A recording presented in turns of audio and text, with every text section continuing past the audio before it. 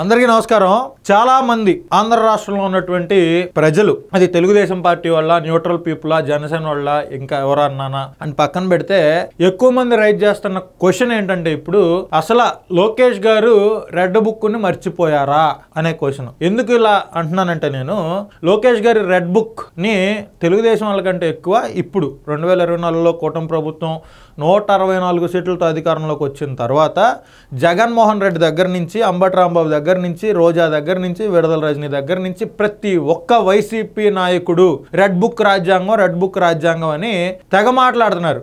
అయితే గ్రౌండ్లో ఉండేవాళ్ళు చాలా మంది ప్రజలు వాళ్ళ అరెస్ట్ ఎప్పుడు, వీళ్ళ అరెస్ట్ ఎప్పుడు అని చెప్పి మాట్లాడితే సోషల్ మీడియాలో పోస్టులు పెడుతున్నారు. వాళ్ళలో మెయిన్ ఫస్ట్లో ఎవరున్నారు, చివరిలో ఎవరున్నారు అనేది మనం చూస్తే నేను రాసిన పేర్లన్నీ మెయిన్ పేర్లే ఇక్కడ రాసింది. కొడాలి నాని ఎప్పుడు అరెస్ట్ అవుతాడని ఒక వర్గం, సమాజంలో ఒక వర్గమే. వల్లభనేని వంశీ అరెస్ట్ అయితే కనీసం ఆయన మీద జాలిదా ఇప్పుడు చూపించలేదు. ఆయన బయటకు వచ్చేటప్పుడు ఒక రోగిలాగా వచ్చినా కూడా వాడికి అంతే ఉండాలే అని మనసుని సంతృప్తి పరుచుకున్న వాళ్ళు చాలా మంది ఉన్నారు. దీనికంటే ఎక్కువ ఆనందపడతాం మేము కొడాలి నానిని అరెస్ట్ చేస్తే అని మాట్లాడే వాళ్ళు ఇంతమంది ఉన్నారు. ఆ తర్వాత రోజా ఏపీఐఏసీలో అక్రమాలు చేసిందన్నారు, ఆడుదామాంధ్రలో అక్రమాలు చేసిందన్నారు, నగర్ నియోజకవర్గంలో అక్రమాలు చేసిందన్నారు. మరి ఇన్ని చేసి అధికారంలోకి 164 సీట్లతో వచ్చాం మనం. కానీ రోజాని మనం ఎందుకు ఏమీ చేయలేకపోతున్నాం, బయటపడి ఇష్టం వచ్చినట్లు ఎందుకు మాట్లాడుతుంది అని అడుగుతున్నారు లోకేష్ అన్న. అదేవిధంగా పేరుని నాని చీకట్లో నరికేద్దాం, రప్ప అనేది చీకట్లో చేయాలి, చిటికేస్ట్ అయిపోవాలని మాట్లాడుతున్నాడు. లోకేష్ గాడు గీడు అని మాట్లాడుతున్నాడు. ఈయనకి నోటికి అదుపు లేకుండా పోతుంది. మరి ఈయన ఎప్పుడు అరెస్ట్ చేస్తారు, మరి రెడ్ బుక్ లో ఈయన పేరు లేదా అని అడుగుతున్నారన్న. వైఎస్ జగన్మోహన్ రెడ్డి ఈయన గురించి అయితే చెప్పే పనే లేదు. ఏ ఒక నాయకుడు ఆంధ్ర రాష్ట్రంలో నాకు తెలిసిన తర్వాత 12 సంవత్సరాల నుంచి నాకు తెలిసి ఏ నాయకుడు బెయిల్ మీద బయటలేడన్నా భారతదేశం మొత్తం మీద. మరి ఈయన పరిస్థితి ఏంది? కొన్ని వేల కోట్ల రూపాయలు ప్రజాధనాన్ని దోచేశాడు. సరే 2019 ముందు ఇక వైసీపీ వాళ్ళు చెప్తా ఉంటారు సోనియా గాంధీ పగబట్టింది, సోనియా గాంధీకే దడవలేదు, అది ఇదని చెప్తా ఉంటారు. కానీ 2019లో అధికారంలోకి వచ్చిన తర్వాత 5 సంవత్సరాల పాటు రాష్ట్రాన్ని ఎంత దారుణంగా దోచుకున్నాడు అది మీకు తెలియదు కాదు కదా. లిక్కర్ స్కాము, ఇళ్ల పట్టాల స్కాము, అసలు నాడు నేడు స్కాము. జగన్మోహన్ రెడ్డి గారు ఏది తీసుకొచ్చినా స్కాము తప్పితే ఇంకేమన్నా ఉందా? తాడేపల్లి కొంపకే అన్ని డబ్బులు వెళ్ళినాయని చెప్పి అప్పట్లో ఎమ్మెల్యేలు కూడా చెప్పారు. అంటే వాళ్ళు బయటపడి మీడియా ముందు చెప్పకపోయినా ఇళ్ల పట్టాలకు సంబంధించి ఇక్కడ మీకు అంత పడింది అకౌంట్ లో, దాంట్లో నుంచి ఇంత తెచ్చివ్వండి, ఇది పైకి పంపాలని చెప్పి జనాల దగ్గర నుంచి వసూలు చేసినటువంటి పరిస్థితి. ఇక లిక్కర్ స్కామ్ గురించి మీకు తెలియదు కాదు. మరి జగన్మోహన్ రెడ్డి అరెస్ట్ అవుతాడా లేదా అని అయోమయంలోనే చాలా మంది ఉన్నారు.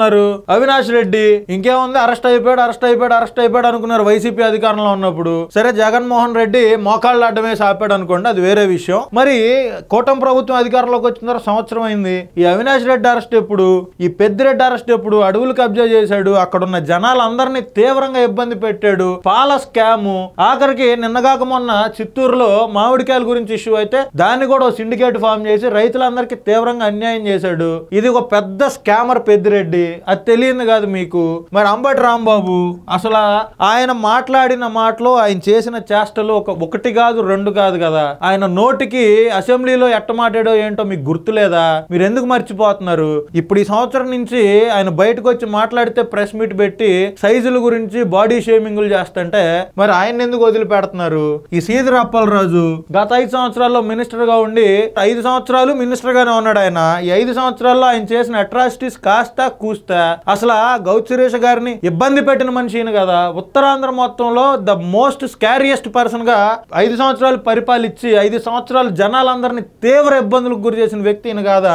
మాట్లాడిన ప్రతి ఒక్కడి మీదకి పోలీసులను పంపించి రచ్చరచ్చ చేశాడు కదా. మరి ఈయన ఎందుకు మర్చిపోయారు? చంద్రబాబు నాయుడు గారికి ట్రీట్మెంట్ ఇవ్వాలి, టాబ్లెట్లు ఇవ్వాలని చెప్పి అసెంబ్లీ సాక్షిగా చంద్రబాబు నాయుడు గారిని అవమానించలేదు ఆయన.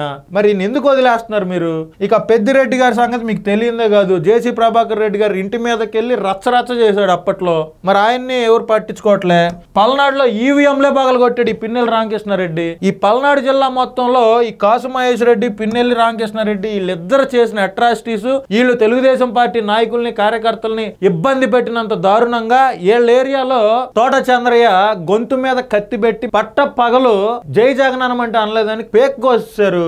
మరి వీళ్ళిద్దరి మీద మీరు ఏం చర్యలు తీసుకోలేదు? బిఎఫ్ మధుసూదన్ రెడ్డి జగన్మోహన్ రెడ్డి గుడి కట్టుకుంటే కట్టుకున్నాడు, ఆయన అభిమానం అది. ఆయన చంద్రబాబు నాయుడు గారు ఎన్ని మాటలు మాట్లాడాడు, ఇప్పుడు అసలు కనీసం సోదిలో కూడా ఎక్కడ కనపడట్లా. ఈయనకు తోటి వీళ్ళ కూతురు కూడా చాలా దారుణంగా మాట్లాడింది చంద్రబాబు నాయుడు గారి గురించి, తెలుగుదేశం పార్టీ నాయకుల గురించి. మరి వీళ్ళ మీద చర్యలు లేవు. అన్నాబొత్తిని శివకుమార్ చంద్రబాబు నాయుడు తెనాలి ఎలా వస్తాడో చూస్తానన్నాడు. ఎలక్షన్ అప్పుడు ఒక ఓటేయడానికి వచ్చిన ఓటర్ని కొట్టాడు. మరి ఈయన మీద చర్యలు ఎక్కడ కనపడలా. మేరుగు నాగార్జున ఈయన మీద ఏమైనా చేస్తే ఎస్సీ కార్డు వేసుకొని ముందుకు వస్తాడు. ఈయన మాట్లాడే మాటలు ఆయన నోటికి అదుపు లేదు. ఆయన ఇప్పుడు బాపట్ల జిల్లాకు వైఎస్ఆర్ కాంగ్రెస్ పార్టీ అధ్యక్షుడిగా ఉన్నాడు. ఇక విడదల రజనీ గారి చిలక పలుకులు మీకు తెలియందే కాదు. గాడు గీడు అని మాట్లాడింది, తర్వాత ఏదో కవర్ చేసే ప్రయత్నం చేసింది. అదే గత 5 సంవత్సరాల్లో అయితే తాడేపల్లి నుంచి ఏదైతే స్క్రిప్ట్ వచ్చిందో ఆ స్క్రిప్ట్ ని యాజ్ ఇట్ ఈస్ గా ఫాలో అయ్యి ఎవరి మీద బురజాలమంటే వాళ్ళ మీద బురజల్లింది. ఈ జోగి రాజా చంద్రబాబు నాయుడు గారి ఇంటి మీదకి రాడ్లు తీసుకొని మనుషులను తీసుకొని ఎగేసుకొని వచ్చాడు. మరి ఆయనకి తర్వాత వైఎస్ఆర్ కాంగ్రెస్ పార్టీ మినిస్ట్రీ ఇచ్చి గౌరవం ఇచ్చింది. మరి తెలుగుదేశం పార్టీ 164 సీట్లతో కూటమి అధికారంలోకి వచ్చిన తర్వాత ఈ సంవత్సరం నుంచి జోగిరాజు అనేవాడు ఎక్కడ కనపడట్లేదు. మరి ఈయన మీద చర్యలు తీసుకోరా. ఈ ధర్మాన బ్రదర్స్ ఈ శ్మశానం అన్న దగ్గర నుంచి మొదలు పెడితే అసలు ఆ లకారాలు కకారాలతో కూడా మాట్లాడిన వ్యక్తి ధర్మాన. ఉప ముఖ్యమంత్రిగా కృష్ణదాస్ ఉన్నాడు. వీళ్ళిద్దరూ మాట్లాడిన మాటలు ఎవడు మాట్లాడలే. ఈ తమ్మినేనైతే మీకు చెప్పేది కాదు. 5 సంవత్సరాలు అసెంబ్లీకి వెళ్ళి మీరే చూశారు తమ్మినేని సీతారాం గారి మాటలు, ఆయన హావభావాలు, ఆయన యొక్క వ్యక్తిత్వం మీరే చూశారు. మరి వీళ్ళందరి మీద చర్యలు ఎప్పుడు తీసుకుంటారు లోకేష్ అన్న అని చెప్పి జనాలు అడుగుతున్నారన్న. రెడ్ బుక్ అన్నారు.